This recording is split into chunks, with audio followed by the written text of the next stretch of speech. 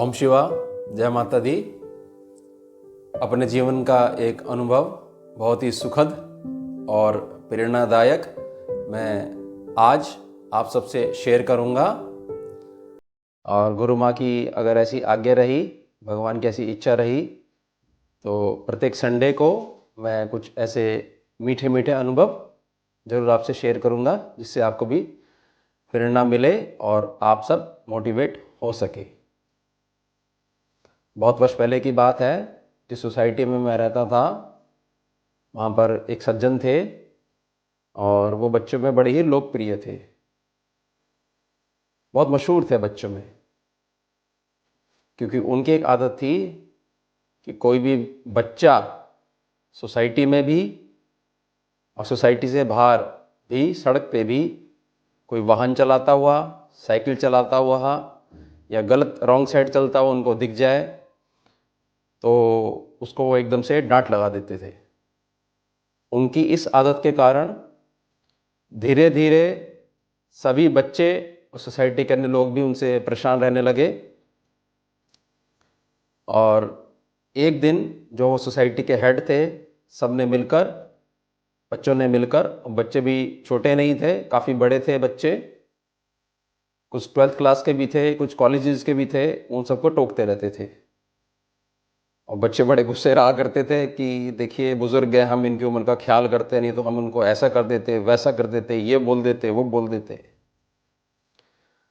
तो उनको एक नोटिस गया, मतलब उनके जो फ्लैट था उस पर नोटिस गया और उसमें उनको कुछ बातें लिखी गई और उनको बुलवाया भी गया एक प्रकार से और बोला भी गया। तो उन्होंने उसका कोई भी उत्तर नहीं दिया। तो ये बात मेरे तक आई थी, मैं भी वहीं रहता था। तो उनकी शक्ल देख के मुझे थोड़ा सा ठीक नहीं लगा। तो मैंने उनसे पूछा, मैंने जी कोई ऐसी बात हो रखी है क्या आपके साथ जो आप बच्चों पे गुस्सा निकालते हो? तो उन्होंने जो मुझे बोली उसको सुन के मैं बड़ा मेरे को धक्का लगा और मुझे बड़ा अफसोस हुआ कि बताइए हम सब क्या सोच रहे हैं इनके बारे में और ये सब हम सब के बारे में क्या सोचते हैं। वो बोले कि मेरा एक लड़का था, एक ही बच्चा था और सड़क पार कर रहा था, वो सामने से एक गाड़ी आ रही थी। तो जल्दबाजी में वो सड़क पारने के चक्कर में उसकी जो है कार से टक्कर हो गई और ऑन द स्पॉट उसकी डेथ हो गई। बहुत साल हो गए इस चीज़ को। मैं आज भी किसी भी बच्चे को ऐसा देखता हूँ कि कोई वाहन तेज चला रहा है, गलत तरीके से रोड पार कर रहा है, तो मुझे मेरी आंखों के सामने मेरा लड़का सामने खड़ा हुआ दिखता है। तो मुझे ऐसा लगता है कि कुछ अप्रिय ना घट जाए, तो मैं अपना बच्चा मानते हुए इन सब बच्चों को प्रेम से टोक देता हूँ। मेरा टोकने का ढंग ज़रूर गलत हो सकता है, लेकिन मेरा दिल जानता है और मेरा दिल पूछता है क्या मेरे बच्चे नहीं हैं तो इसमें क्या मेरा कोई अपराध हो गया है अब? तो ये बात जैसी पता लगी तो एकदम से मैंने शेयर करी सबसे। उसके बाद धीरे धीरे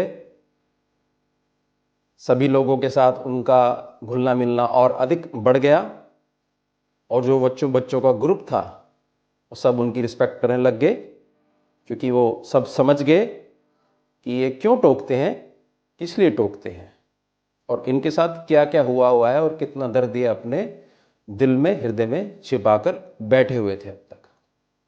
क्योंकि वो इमोशन है, वो अटक गया, वो बाहर नहीं निकलता था। तो इस तरीके से वो बाहर आता था जिससे कि सही काम करते हुए भी एक गलत मैसेज चला जाता था। और वो जो बच्चे हैं, बहुत पुरानी घटना है, अब वो बहुत बड़े हो गए हैं बच्चे, उस समय तो थे, और जो उनमें बड़े थे वो बहुत और भी बड़े हो गए हैं। और आप यकीन नहीं मानेंगे, वो सब बच्चे भी अब यही काम करते हैं। सड़क पे कोई भी उनको गलत ढंग से चलता हुआ मिले, रॉन्ग साइड से आता हुआ वाहन मिले, उसको टोक देते हैं। ये आदत उनके अंदर अपने आप ही जागृत होगी, किसी ने उनको कहा नहीं कि आप ऐसे करा करो। यानी कि ये जो छोटी सी घटना हुई, इससे हम सबको सीख लेनी चाहिए कि हमारे आसपास जो हमारा धन है यानी बुजुर्ग हैं, उन सबका आशीर्वाद हमारे को किसी रूप में भी मिल सकता है, प्रेम में भी मिल सकता है और डांट के रूप में भी मिल सकता है। लेकिन इसका मतलब ये कभी भी नहीं है कि जो केवल हमारे परिवार के ही बुजुर्ग हैं हम केवल उन्हीं को बुजुर्ग माने, और बाहर का जो कोई भी व्यक्ति है अगर वो हमें टोकता है, हमें समझाता है, तो वो हमारा एनिमी है, हमारा दुश्मन है। नहीं, ये हमारी भावना गलत दिशा में जा रही है। हम सब बहुत अच्छा बनना चाहते हैं, बहुत कुछ अच्छा करना चाहते हैं, वो तो केवल हमारी मेहनत और लगन से होगा। लेकिन उसमें भी 10 गुना और ज़्यादा अच्छा करना चाहते हैं और अधिक 10 गुना कामयाब होना चाहते हैं या 100 गुना कामयाब होना चाहते हैं, तो हमारे जो ये बुजुर्ग हैं हमारे घर में, हमारे समाज में, इन सब के साथ हमारे को पैठ हमारी बनानी ही पड़ेगी। अदरवाइज बहुत सारा ज्ञान इनके साथ ही चला जाएगा, बहुत सारा प्रेम, बहुत सारा आशीर्वाद इनके साथ चला ही जाएगा। मैंने भी अपने जीवन में इस तरीके का आयाम बना रखा है, एक नियम बना रखा है, किसी न किसी रूप में बुजुर्गों का आशीर्वाद मुझे प्राप्त होता ही रहे। आज भी मैं यही कोशिश करता हूँ। मैं छोटी चीज़ आपको समझाता हूँ।